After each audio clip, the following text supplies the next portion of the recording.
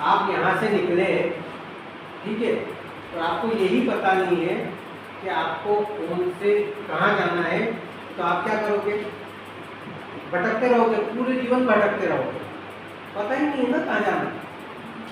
तो हमको अपना गोल निश्चित करना पड़ेगा। जनरली जो गोल हमारा डिसाइड होता है वो होता है 9th क्लास के बाद इंडिया में। 9th क्लास के बाद क्यों बोला मैंने? 10th के बाद बोलते हैं, 10th के बाद। चलो 10th के बाद क्यों?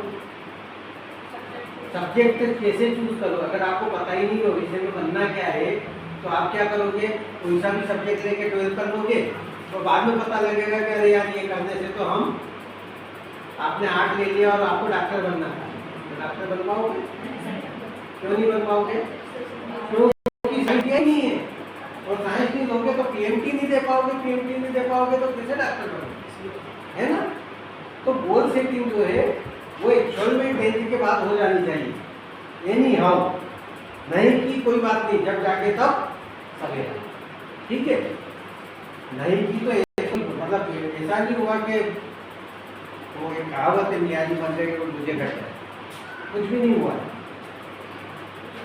कि भैया हमारा सब कुछ लूट गया पीट गया, ऐसा कुछ भी नहीं हुआ। नहीं किया तो जहाँ से शुरुआत करेंगे वहाँ से शुरुआत हो जाएगी। पर अब तो जाना है, पता होने के बाद भी अगर गोल सेट नहीं कर रहे तो क्या होगा? भटकते ही रहेंगे। मतलब आज ये करोगे, कल वो करोगे, परसों को करोगे, और फिर करोगे अरे यार मैं तो करना ही नहीं चाहती थी, पहले बीए का फॉर्म भर दिया, फिर सबसे पहले तो सीए बनने जाएंगे, सीए करेंगे, सीए करेंगे, सीए करेंगे, फिर नहीं हुआ, तो चलो बीकॉम ही कर लेते, वो भी नहीं हुआ, बीए कर लेते, वो भी नहीं हुआ, मास्टर बन जाते हैं। अरे भैया कुछ तो, क्योंकि पता ही नहीं था ना करना क्या है। ये तो शुरू से मास्टर बनने का होता तो भैया उसी तरीके से तैयारी करते, एक एक सब्जेक्ट को थारोली पढ़ते, किस लेवल का टीचर बनना है उस लेवल की तैयारी करके उस लेवल का टीचर बनना है ना? सही है? कुछ गलत बोला नहीं है? तो हम लोग गोल सेटिंग की इसीलिए वो बोल रहा है कि जो भी चाहते हैं हम बनना, उसके लिए बात करेंगे कि भैया माय नेम, अगर इंग्लिश में बोलते तो my name is this, I am student of class second year, final year, जो भी है, और I want to become teacher, I want to become journalist, I want to become lawyer, I want to become doctor, I want to become जो भी आप बनना चाहें, professor, but goal should be specific, लक्ष्य। हाँ क्या हुआ? कंप्लीट करना, लक्ष्य आपका स्पेसिफिक होना चाहिए एंड अचीवेबल। तो सबसे पहले हम अपना इंट्रोडक्शन देंगे। शुरू आ जाइए। क्या नाम आपका? उर्मिला परमार के लिए तालियां बजाओ इस बार को। मेरा नाम उर्मिला परमार है, मैं क्लास ये सेकेंड ईयर में पढ़ती हूँ और मेरा मास्टर का लक्ष्य पुलिस बनना है।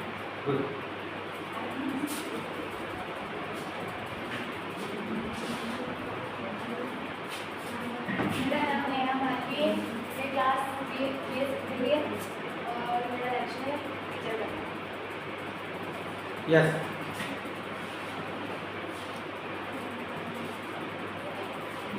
This is only for new education, है ना? मेरा नाम पायल मालती है और मैं BA सेकेंड ईयर से हूँ, मुझे आगे जॉब करना है। Good, yes.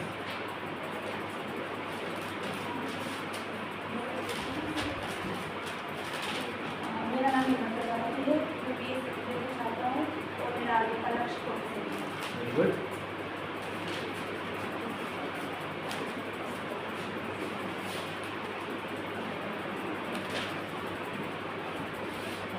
मेरा नाम निशा सोलंकी है, मैं second year BA second year की स्टूडेंट हूँ और मेरे को रेलवे में। Good, yes please.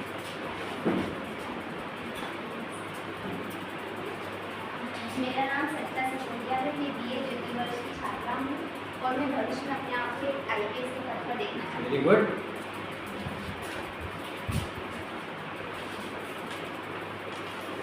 मेरा नाम दीपा राजपूत है, मैं हमें ये 4 वर्ष आपको आवाज़ नहीं आ रही है उनकी? छात्रा हूँ और मेरा लक्ष्य है टीचर। Very good.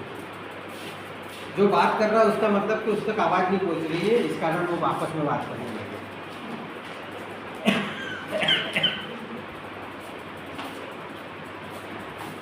मेरा नाम रानी अंजना है, मैं ये द्वितीय वर्ष की छात्रा हूँ। मेरा भविष्य का लक्ष्य है एसआई।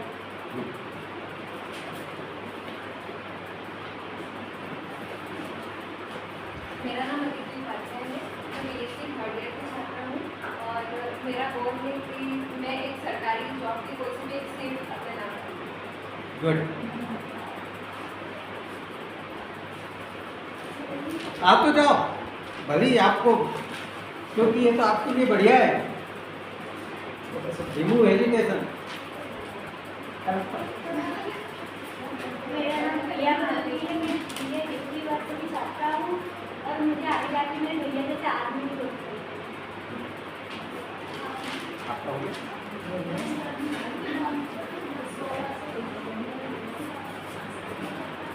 मेरा नाम मंगल मिश्रा है, मैं सीबीए सेकेंड ईयर का छात्र हूँ। मेरा लक्ष्य है आदमी। आपका मतलब?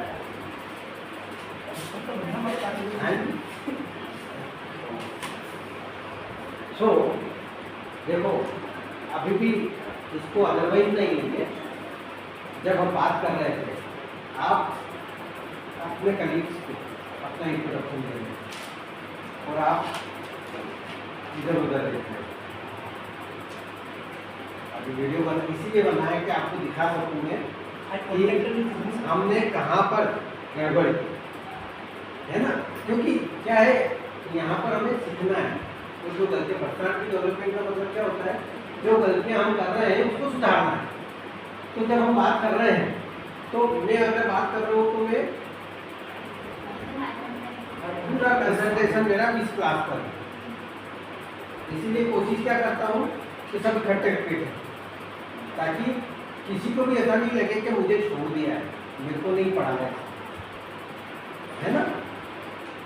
ये पब्लिक स्पीकिंग है तो मेरा रोटेट होता रहता है, कभी इधर से जाता हूँ, इधर से देख लेता हूँ, उधर से जाता हूँ, इधर पर देखता हूँ सबकी आंखों में। क्यों? और आप लोग देखते हो, आप सामने तो देख रहे थे लेकिन सामने बोर्ड को देख रहे हैं या दीवार को देख रहे हैं। दीवार को देखने से जिसको हम बात कर रहे हैं उसका ध्यान आपकी तरफ आकर्षित नहीं होता। जब मैं आपकी तरफ देखने लगता हूँ तो आप मेरी बात ध्यान से सुनने लगते हो। सही है ना? जब मैं आपकी तरफ एकदम देख के बात करता हूँ तो एकदम आपका ध्यान मेरे ऊपर कंसंट्रेट हो जाता है और आपको वो बात पूरी तरीके से याद हो जाती है कि हाँ ये सर ने बोला है ना। तो वही चीज़ जो है, आप जब किसी से टॉपिक में स्पीकिंग करेंगे या कोई भी बात कर रहे हैं तो अभी तो आपके नाम की बात थी, आपका लक्ष्य आप जो भी बोल दो कि मेरे को डॉक्टर बनना, इंजीनियर बनना, ये सोचना ही नहीं कि भैया। अभी जब एक बार खड़ा किया मैंने तो ये नहीं सोचना कि लोग क्या सोचेंगे इसके बारे में, कि टीचर बनना चाह रही है, सेना में जाना चाह रहे हैं। ये मेरी इच्छा है, मैं जाऊँगा। आपको क्या तकलीफ आगे समझे? अगर मैं कह दूँ कि भैया मेरे को बाबा बनना है तो किसी को क्या ऑब्जेक्शन होगा? मेरी इच्छा है ना। तो कॉन्फिडेंस मेरा जो है कि मैं जो बोल रहा हूँ मेरे बारे में बोल रहा हूँ और मेरी इच्छा है तो मैं बोल रहा हूँ। तो जो मैं बोल रहा हूँ वो आपको सुनना पड़ेगा, आगे समझ मानना पड़ेगा। तो आपका कॉन्फिडेंस कोई भी यूज नहीं करता। कॉन्फिडेंस यूज वही होता है जब हम ये सोचने लगते हैं कि अरे यार सामने वाला मेरे को गलत नहीं समझता। जैसे ही हमने ये सोचना शुरू किया कि आपकी जीवन लड़खड़ानी शुरू हुई और आपकी जीवन जैसी लड़खड़ानी शुरू हुई कि आपने गलतियाँ सुनी, तो जो आप कल अच्छा बोल रहे थे उसमें गलती होना शुरू हुई और फिर सामने वाला आप पे ऑब्जेक्शन ले लेगा, क्योंकि आपने दिमाग में सोचा है कि कोई मेरे बारे में गलत तो नहीं सोच रहा। आपने ही उसके दिमाग में डाला कि गलत सोच क्योंकि खुद अपन ने सोचा ना। और एक चीज होती है आपकी वेव्स होती है, हम जो सोचते हैं ना उसकी फ्रिक्वेंसी होती है जो आपके ऊपर मतलब बाकी लोगों पे उसका प्रभाव डाले। तो हम जो सोच रहे हैं इसकी फ्रिक्वेंसी जाएगी। तो अगर मैं मान लो कोई से गुस्से में आता हूँ,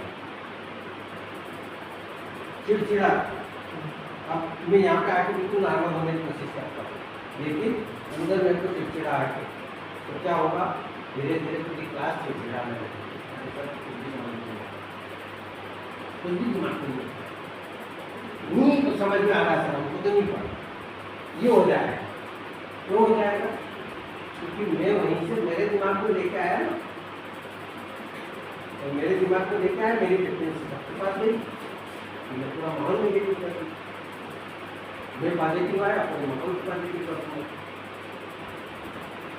तो इसका सबसे बेहतरीन उदाहरण आपके जीवन में भी कहीं ना कहीं किसी के साथ हुआ होगा, जब किसी व्यक्ति को हम जानते भी नहीं, पहचानते भी नहीं, कभी देखे भी नहीं, और वो आपके साइड में आके बैठा और आपको ऐसा लगा कि इसको उठा के चापा मार होता है। कभी कभी जीवन में किसी व्यक्ति को देख के ऐसा होता है कि इसको तो देख ही चाटा मार, या फिर इससे बात ही नहीं करना, या फिर इससे बात करना अच्छा है, क्योंकि उसकी जो वेव्स है वो आपको वैसा विचार आ रही है।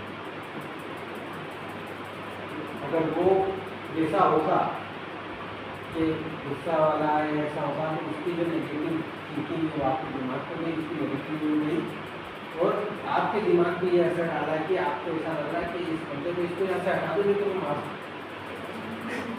इसको भगा दो, नहीं तो मार दूंगा, ऐसा हो जाएगा। क्यों हो जाएगा?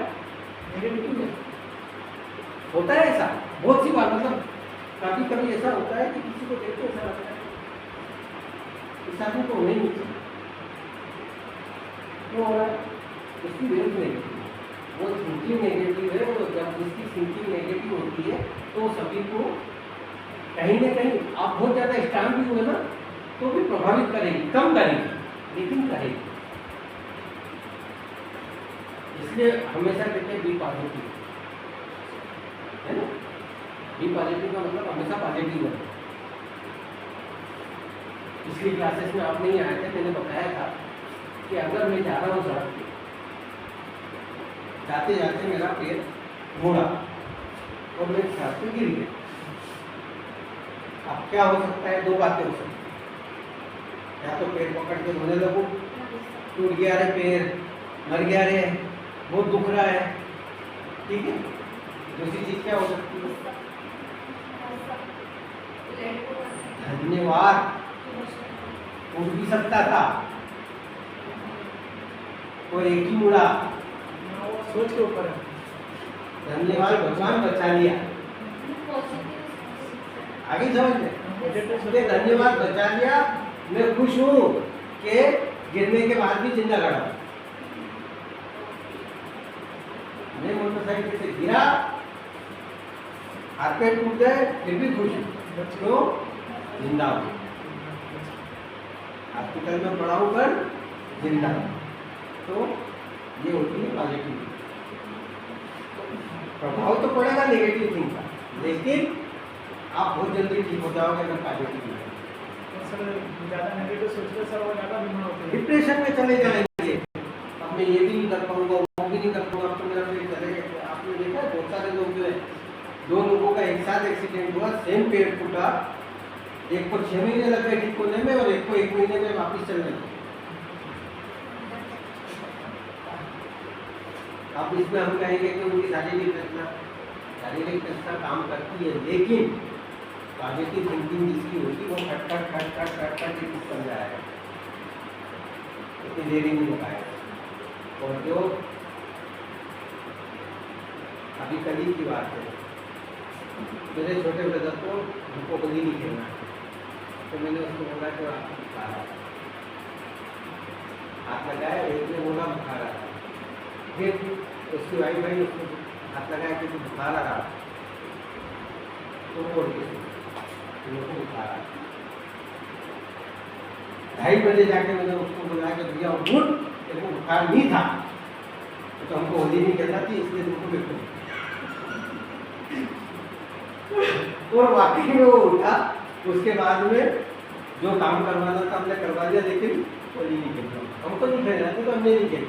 और उसको बोल दिया कि बुखार आ रहा तो वो सो गया, वो ऐसे ही कर रहा, आपने मेरे को बुखार आ तो ये कोर्सिन दे दो, ये दे दो, हमने गोली भी नहीं दी क्योंकि हमको पता था बुखार नहीं है। तो हम उसको, तो ये प्रैक्टिकल है, तो उनको बुखार आ रहा तो वो उठ के सो भी गया, मतलब बंदा ऐसा हो गया कि आपके दुख रहे हैं। ऐसा होगा जब 2-3 लोगों ने बोल दिया हाथ लगा के बुखार आ रहा आपको, तो क्या करेगा? होगा यार मेरे को समझ में नहीं आ रही पर हो सकता है, यही होगा। और उसके बाद में धीरे धीरे मानना पड़ेगा, मान लिया उसने, तो यह हकीकत है। और ये प्रैक्टिकल आप कहीं पर भी करके देख सकते हो, कहीं पर भी। और जनरली आपके घर पे मदर्स इसको बहुत अच्छी तरीके से फॉलो करती है, बहुत अच्छी तरीके से यूज़ करती है, पेरेंट्स और मदर्स और टीचर सभी लोग यूज़ करते हैं। ये मेरी बात कभी नहीं टालता है, मेरी कोई बेटी है ना, मेरी कोई बात नहीं टालती है। आप किसी के सामने बोल दो, उसके बाद में आप टालते होता निकाल सकते हो।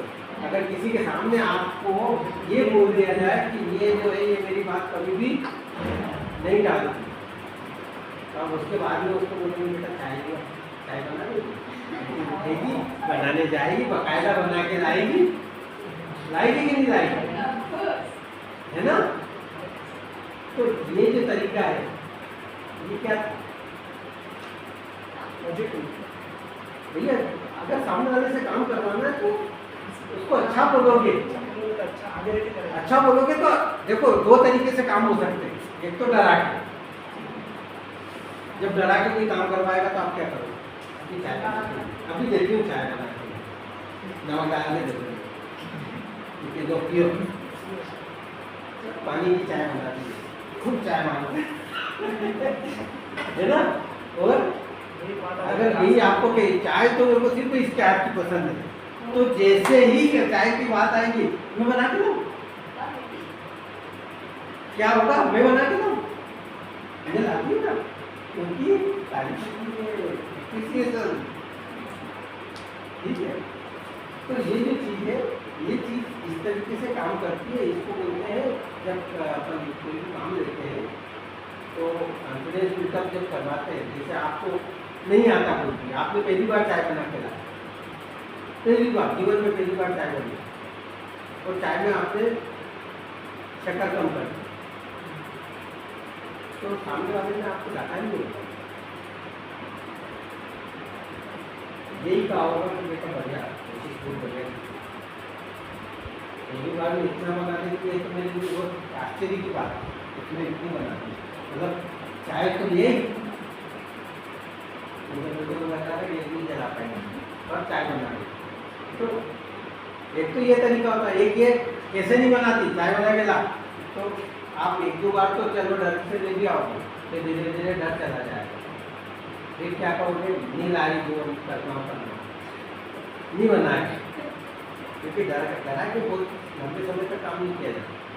इसलिए आजकल कॉर्पोरेट में भी ये हो गया कि भैया सामने वाले को एप्रिशिएट करो, 2 लोगों के बीच में कॉम्पिटिशन करवाओ, मदद ही बेटा देख कौन तेरा प्यारा बेटा है जो मेरा काम कर देगा, फट से छोटा बेटा, ठीक है यार, कोई दोनों में जोड़ लग जाएगी, पहले मैं करके दूंगा, आती है कॉम्पिटिशन, सेम कॉर्पोरेट करते हैं भैया, जो अच्छा करेगा उसको प्रमोशन। तो यहाँ पर मैं बात कर रहा था कि हम जब बात करते हैं तो अपने बारे में बात कर रहे हैं, कोई बात